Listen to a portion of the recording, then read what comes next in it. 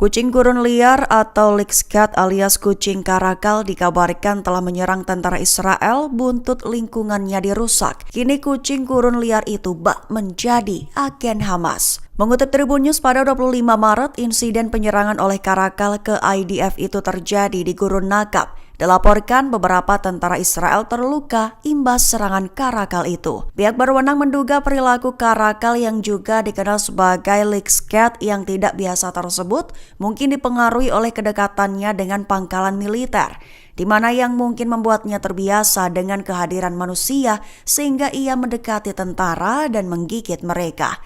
Imbasnya seekor karakal ditangkap minggu lalu setelah menyerang tentara Israel di Gurun Nakab. Peristiwa itu pun lantas memicu reaksi luas di media sosial, dengan beberapa pengguna bercanda menyebut karakal sebagai agen Hamas, merujuk pada klaim Israel bahwa banyak orang di Gaza berafiliasi dengan kelompok tersebut.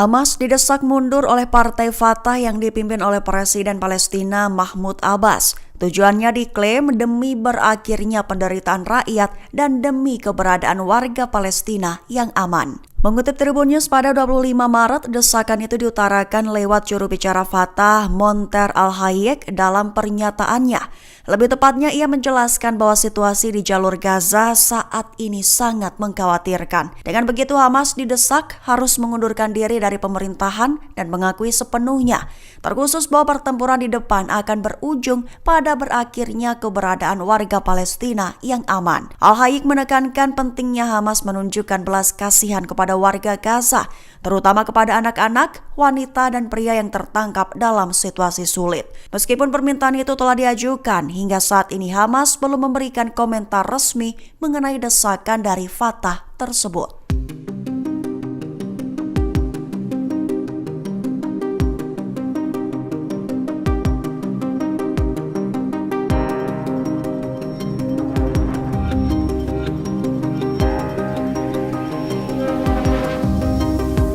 Pemimpin tertinggi Iran Ali Khamenei memperingatkan akan memberikan tamparan keras dan menghancurkan kepada Amerika Serikat. Muncul pertanyaan apakah Iran dan Amerika akan berpotensi perang sendiri. Mengutip Tribun News pada 25 Maret, hal itu diutarakan oleh Khamenei dalam unggahannya di X pada 21 Maret lalu. Peringatan dari Iran itu mencuat seusai Amerika Serikat yang terus mengeluarkan ancaman terhadap situs nuklir mereka, sehingga Khamenei ingatkan jika Amerika Serikat atau siapapun melakukan tindakan jahat apapun terhadap Iran, maka mereka akan menerima pukulan telak. Menegaskan bahwa Amerika Serikat harus tahu bahwa Iran tidak pernah menjadi pemrakarsa konflik dengan siapapun. Namun jika seseorang melakukan tindakan jahat dan memulai sesuatu, mereka harus tahu bahwa mereka akan menerima pukulan berat dari Iran. Khamenei bahkan melanjutkan dengan mengatakan bahwa musuh telah melancarkan perang psikologis tetapi tidak ada hasilnya.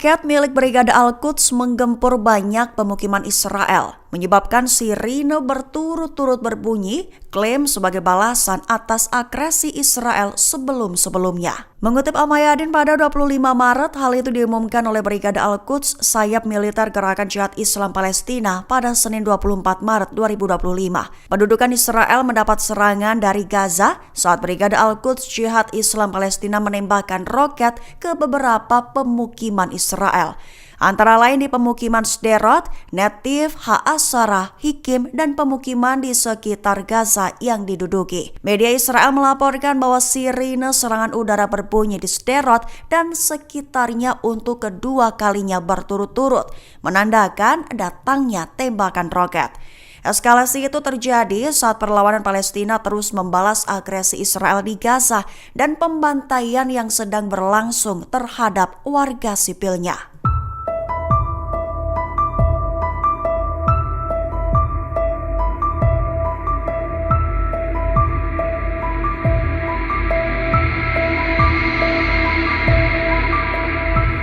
Jerman dan Austria mulai turun tangan dengan melontarkan kutukan kepada Israel, terlebih dalam aksi terbaru melegalkan 13 pos pemukiman di tepi barat yang diduduki. Mengutip memo pada 25 Maret, hal itu diutarakan oleh juru bicara Kementerian Luar Negeri Jerman, Christian Wagner.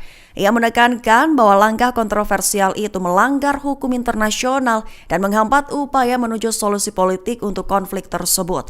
Dengan begitu pihaknya mengutuk keras keputusan itu, menyebutnya bahwa keputusan itu mendorong kebijakan penyelesaian yang ekspansif yang secara aktif merusak solusi dua negara. Menegaskan bahwa pemerintah Jerman menolak seluruh kebijakan permukiman Israel sebagai tindakan yang ilegal menurut hukum internasional, mendesak dengan jelas bahwa kebijakan itu harus diakhiri dan keputusan harus dibatalkan.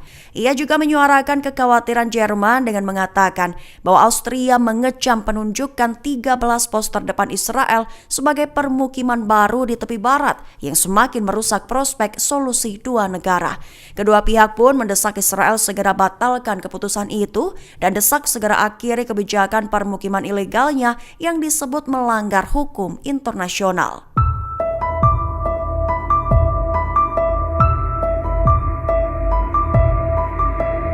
Yaman meluncurkan serangan dengan 2 target sekaligus pada Senin 24 Maret 2025 waktu setempat, menggagalkan serangan udara berskala besar Amerika Serikat di Yaman dan melontarkan rudal ke Bandara Ben Gurion, Israel. Mengutip Al-Mayadin pada 25 Maret, hal itu diumumkan oleh juru bicara Brigadir Jenderal Yahya Sari dalam pernyataannya pada Senin 24 Maret. Dijelaskan olehnya bahwa Angkatan Bersenjata Yaman atau YAF telah meluncurkan 2 rudal balistik di Bandara Ben Gurion, Israel. Adapun jenis rudal yang dilontarkan adalah rudal balistik jarak menengah Zulfikar dan rudal balistik hipersonik Palestina 2. Sari mengklaim serangan itu mencapai tujuan operasional yang diinginkan.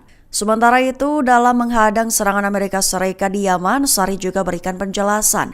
Ia mengungkapkan bahwa rudal balistik anti kapal, rudal jelajah, dan drone serang satu arah digunakan dalam konfrontasi yang berlangsung selama berjam-jam. Sebagai hasil dari pendekatan proaktif pasukan Yaman, agresi Amerika Serikat berskala lebih luas terhadap wilayah Yaman berhasil digagalkan.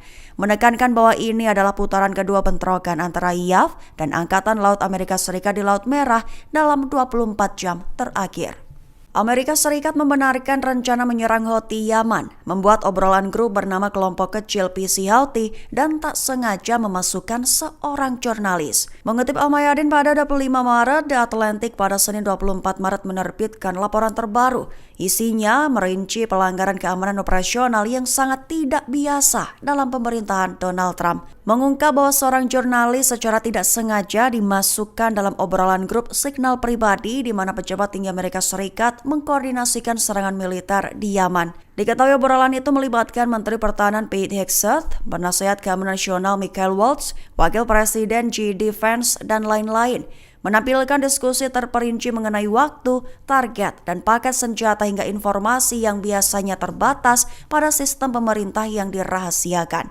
Dengan begitu, menanggapi pertanyaan dari The Atlantic, juru bicara Dewan Keamanan Nasional Brian Hoxha memberikan konfirmasi, menjelaskan bahwa keaslian rangkaian pesan signal itu tampaknya merupakan rangkaian pesan yang autentik, menjelaskan bahwa pihaknya sedang meninjau bagaimana nomor yang tidak sengaja ditambahkan ke rangkaian pesan tersebut.